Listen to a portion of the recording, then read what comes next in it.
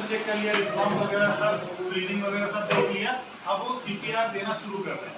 ठीक है, तो अभी आप देख पा रहे हो कि वो कैसे बैठे हैं, घुटने के जिसे हम योग की अगर भाषा में बोले तो इसे बोलते हैं वज्रासन। ठीक है, अब ये वज्रासन की खासियत ये है कि जब आप ऐसा बैठोगे तो आपको सीपीआर देने में आसानी होगा। आप अपने बॉडी वेट से ही सीपीआर शुरू कर सकते हो। जो थ्रस्ट होती है आप अपनी अपर बॉडी वेट से दे सकते हो। ठीक है, अब जैसे यहाँ पे देख पा रहे हो,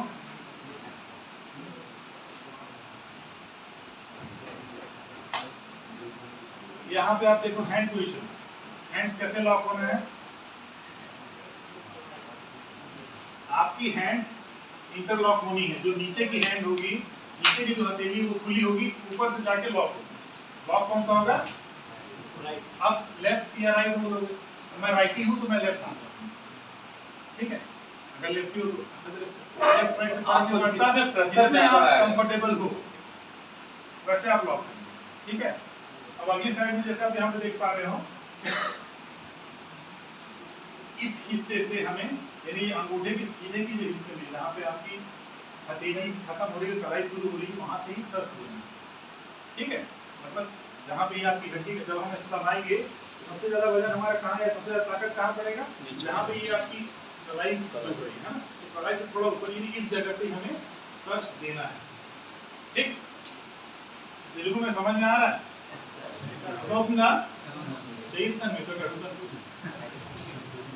ठीक है, अब यहाँ पे इंटरलॉकिंग आपने देख लिया, प्लेस आप देख लिए। अब मैं हर क्लास में चंद्र पूछता है कि जगह यहाँ पे क्यों देते हैं? हार्ट तो लेफ्ट में होता है, हार्ट किस तरफ रहता है? लेफ्ट में होता है, तो यहाँ क्यों देते हैं? लेफ्ट साइड कितने लोग हैं बता? सर सेंटर टू लेफ्ट रहता है सर, सेंटर टू लेफ्ट रहता है सर। सेंटर टू लेफ्ट, हाँ थोड़ा सा मतलब बीच में दे रहे हैं तो सही कर रहे हैं ना? Yes sir. तो अच्छा पहला बैच मिला सर, क्या सही जगह? नहीं तो सबका हार्ट जो है लेफ्ट में, एक्चुअली हमारा जो हार्ट है वो कुछ नहीं, हाँ सेंटर टू लेफ्ट। तो जो नीचे का पोर्शन है वो यहाँ पे होता है, इसलिए हम यहाँ पे आसानी से हम फील कर पाते हैं, क्योंकि जो हमारा केज है, रिब केज है, रिब के बीच में मेजर पोर्शन है। ये देखिए, ये निप्पल लाइन है ना, ये निप्पल लाइन, इसके सेंटर पे, ये जो जहाँ से ये स्टर्नम, इसको स्टर्नम कहा जाता है, इस सेंटर पे आपको मतलब पिच करने हैं अभी, है ना? आपका जो कंप्रेशन होगा वो इस जगह पे होगा। जैसे आप लोग फील करोगे जहाँ पे आपकी रिब केज आके आपस में जुड़ रही है, बस उसी जगह पे आपकी ये पोजीशन वहाँ पे होगी। ठीक है, और अब जैसे आप देख पा रहे हो कि हमारा हार्ट जो है वो एक रिदम में चलता है। ठीक है, एक सीक्वेंस होता है, वो सीक्वेंस नहीं चलता है, तो आपका जो चेस्ट कंप्रेशन होगा, जैसे आप यहाँ पे देख पा रहे हो, उसकी जो रेट होगी वो 100 से 120 बार 1 मिनट में होना चाहिए, यानी 60 सेकेंड में आपकी जो थ्रस्ट है वो 100 to 120 के बीच होनी चाहिए। ठीक है, और डेप्थ कितना होना चाहिए? कम से कम 2 इंच। ठीक है, अगर उससे कम आप दे रहे हो तो आपका काम नहीं करेगा, और उससे ज्यादा दे रहे हो तो भी दिक्कत है। मतलब ज्यादा दे रहे हो तो फिर भी कुछ हद तक गुंजाइश माना जा सकता है, लेकिन अगर हम ऐसे ऐसे ऊपर ऊपर कर रहे हैं, अब हमारा हार्ट जो है इस तरीके से मारना है, ये आपका रिब केज है, ये आपकी हार्ट। अगर मैं सिर्फ इस हद तक ही प्रेस करूंगा तो मैं हार्ट तक पहुंच नहीं रहा, मेरे को कम से कम 2 इंच अंदर जाना है, तब मैं जा करके इस हार्ट को पंप कर पाऊंगा। ठीक है, यहाँ पे जो है वो मतलब हार्ट की खासियत है कि जैसे आप उसे दबाओगे तो वो नेचुरली वापस खुल जाएगा। ठीक है, जितना हमें डेप्थ देना है उतना ही हमें उसे रिकॉइल होने देना है, यानी वापस उसे खुलने का मौका देना है। दोनों चीजें इसे ध्यान दीजिएगा, जितना हमने दबाया उतना ही उसे वापस आने का मौका देना है, क्योंकि जब हम यूं दबाएंगे, यूं दबा तो क्या हुआ, ऑक्सीनेटेड ब्लड जो है, जब हम हार्ट को दबा रहे हैं तो ऑटोमेटिक आपके लंग्स भी दब रही है, और लंग्स और हार्ट की खासियत क्या है, वो यूं है, अगर दबे तो वापस ऐसे आएगी। तो जब लंग्स ऐसे दब करके वापस आएगी तो ऑक्सीजन आया फेफड़ों में, आपका हार्ट में जो है ब्लड ऑक्सीजनेटेड हुआ, और जब आप वापस दबाए तो ऑक्सीजनेटेड ब्लड शरीर में फ्लो हुआ, फिर जब वापस छोड़े तो वापस ब्लड आया आपका, फिर ऑक्सीजन के साथ वापस आपका सर्कुलेट हुआ। तो अगर हम यू करें तो भी नहीं होगा, अगर आपने पूरा दबा करके वापस रिकॉइल होने नहीं दिया तो भी काम नहीं करेगा। काम वो तभी करेगा क्योंकि ब्लड को वहां तक जाना है और वहां से वापस भी आना। हमने दबा करके ब्लड को यहाँ तक तो भेज दिया, लेकिन वापस रिकॉइल होने नहीं दिए तो ब्लड यहाँ तक आ ही नहीं पाएगा, और यहाँ जब वापस आएगा तब तो उसे ऑक्सीजन मिलेगा वापस। ठीक है, तो दोनों चीजों को विशेष ध्यान देना है कि रेट जो है वो 100 से 100 to 120 इन पर मिनट यानी 60 सेकेंड्स। डेप्थ आपका कम से कम 4 से 5 सेंटीमीटर या 2 इंच। ठीक है, और जितना हमने दबाया उतना ही हमें वापस लाना है, लेकिन वापस लाने का मतलब ये नहीं कि हमें हाथ को बॉडी से ऊपर नहीं करना है। ये मैंने रखा और दबाया, और वापस जब आएगा तो नेचुरली जितना आ रहा है उतना लाने देना है। कोशिश आपको चंद्र जरूर करनी है।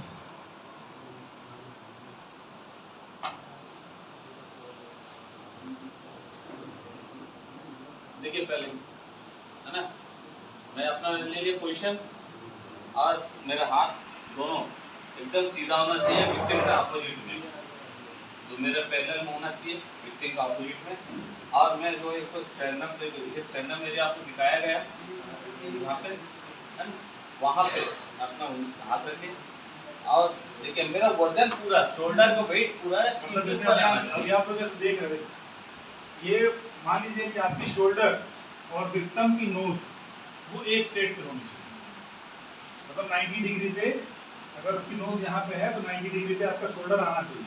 उसका फायदा क्या होगा कि किसी व्यक्ति को आप सीपीआर दे रहे हो तो 1 मिनट का समय लगेगा कि 21 मिनट का समय लगेगा, है ना। ये चीज आप नहीं बता सकते। और एक बार आपने सीपीआर देना चालू कर दिया तो किसी भी कंडीशन पे बंद नहीं करना है।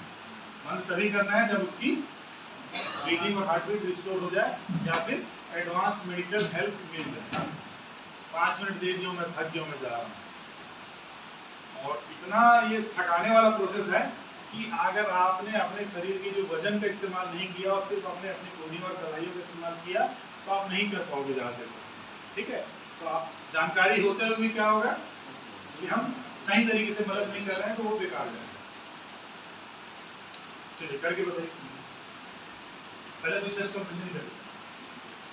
देखिए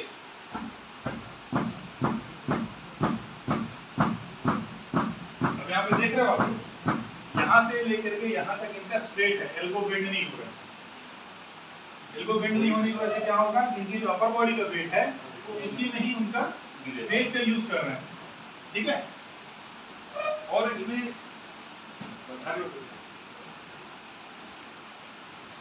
कितना बताया ना, कितना कंप्रेस देना है, कितना देना पर मिनट। ठीक है, और कितना गहराई में देना है,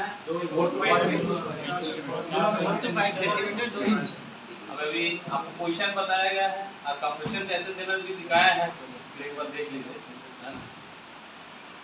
देखिए, और दूसरी बात जैसा अभी संतोष जी ने बताया, ऐसा ऐसा करने से कुछ नहीं होने वाला है, और उंगली नहीं उठना चाहिए, अपना हाथ ऐसा उठाना नहीं चाहिए।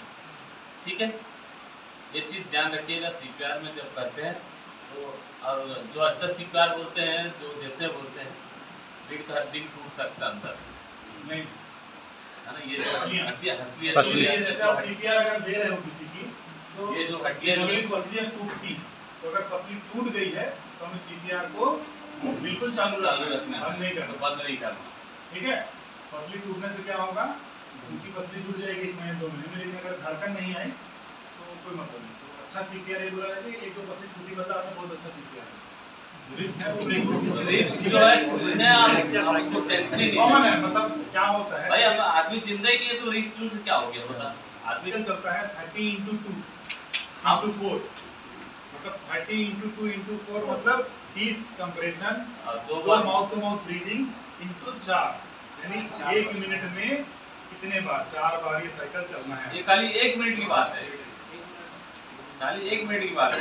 और अगर पेशेंट है कॉन्शियस से बाहर निकलना है, मान लो 20 मिनट भी पड़ सकता है या 10 मिनट भी पड़ सकता है, हो सकता है आधा घंटा भी पड़ सकता है, तब तक आपको सीपीआर कंटिन्यूस करनी है। इसलिए बोला अगर सीपीआर देने जा रहे हो, आपके पास अगर कोई पड़ोसी हो तो उसको बोलिए काउंटिंग कर रहे, तो अगर आप 10 तक आप ऐसा करके 10 तक हो गया, उसके बाद नेक्स्ट पर्सन जो भी आएगा वो 11 से चालू करेगा, वो उसको या तो 1 से नहीं चालू करेगा।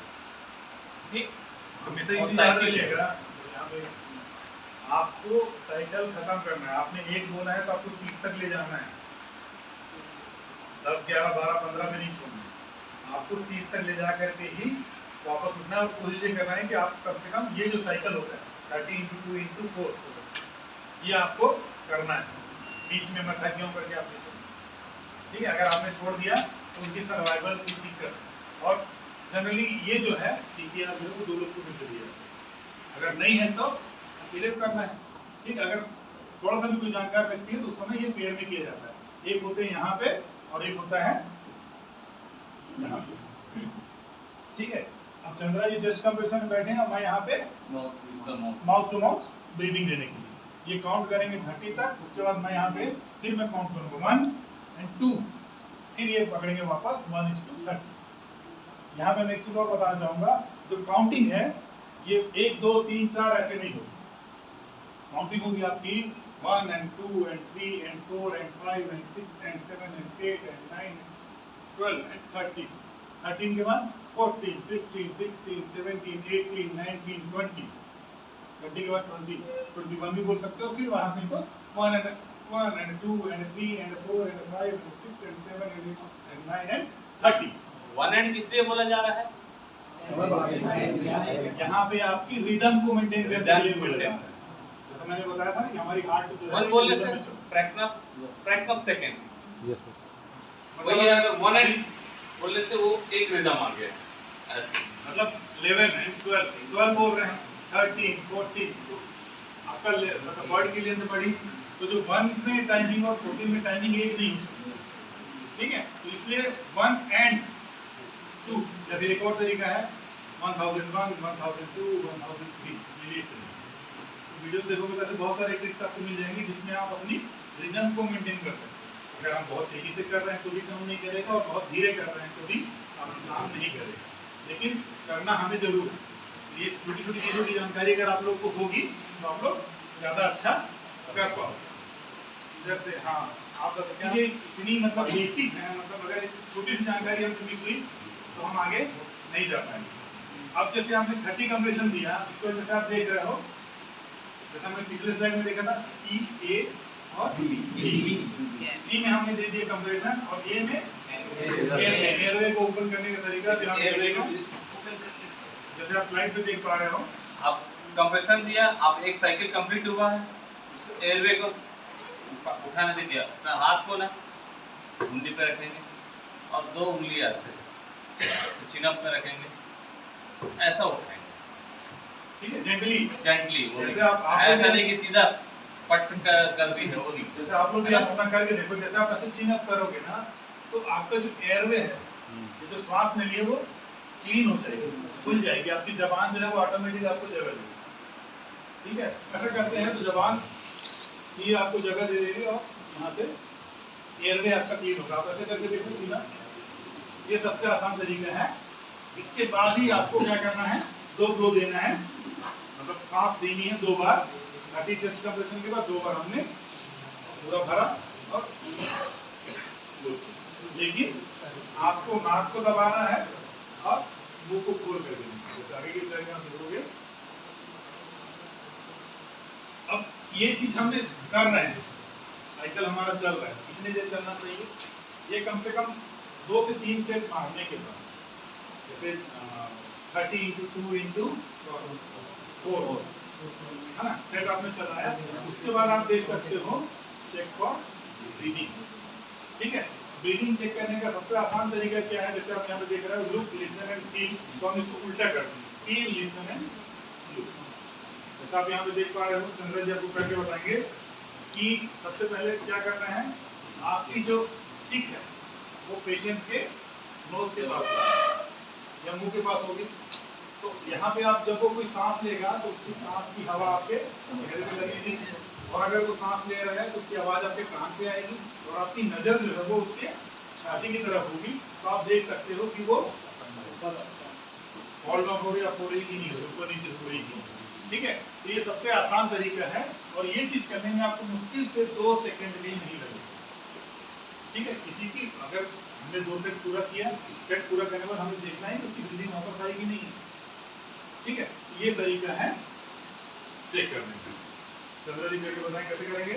लुक लिसन फील करके बोले ना, ये जो वर्डिंग, अब इसको अपन चिनअप किए है ना, अपना गाल को यहाँ पे जो इनका मुंह के पास रखेंगे और ये जो कान को इनका नाक के पास रखेंगे, ऐसा करके चेक इधर देखेंगे टुवर्ड्स चेस्ट तरफ। इससे क्या अपने को पता चल रहा है कि अगर इनका ब्रीथिंग हो रहा है तो ये मुंह से सांस निकलेगा, इनका सांस निकलता है तो अपने गाल पे एकदम थोड़ा सा गर्म टाइप का हवा आएगा, और जो अगर कान इससे अगर निकलेगा, सांस निकलेगा तो कान में अपने पता चलता है।